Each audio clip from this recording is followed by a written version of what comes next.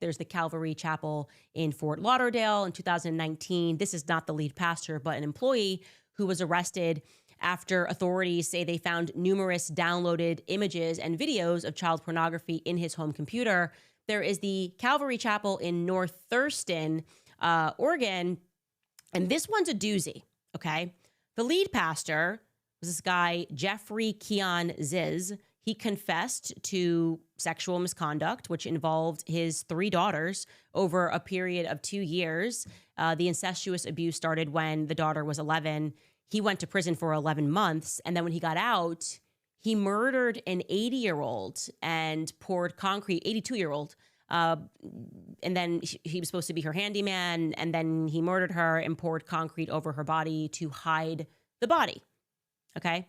Again, we're not even scratching the surface here. This is by no means a definitive list. I could go on, but I have to tell you that this does not feel organic to me.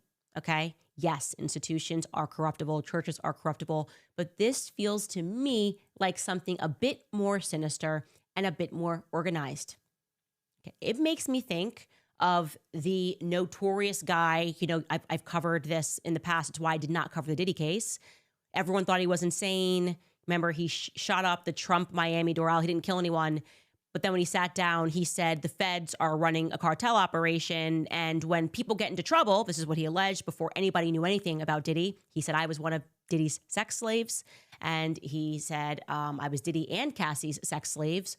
Cassie then verified on the stand that she knew who this man was, and that he had been invited to these parties. And he said, the feds, you get into trouble. And then suddenly, if you want to stay out of prison, you're now working for us. And he said that he was alleging that they run drugs, right? That they blackmail certain people and they run drugs. Something that Kanye also said, an episode that's virtually impossible to find online because it was during his cancellation, that he knew, again, this was before Diddy got into trouble, that Diddy had been blackmailed by the feds. And that part of his deal was that he had to keep certain other people in line like Kanye. So this theme is kind of coming up when you start to see people who have been not just accused of crimes, but convicted of crimes, and they wind up in positions of power or in positions of extreme wealth. I think it's pretty fair for us to ask questions about how that is happening.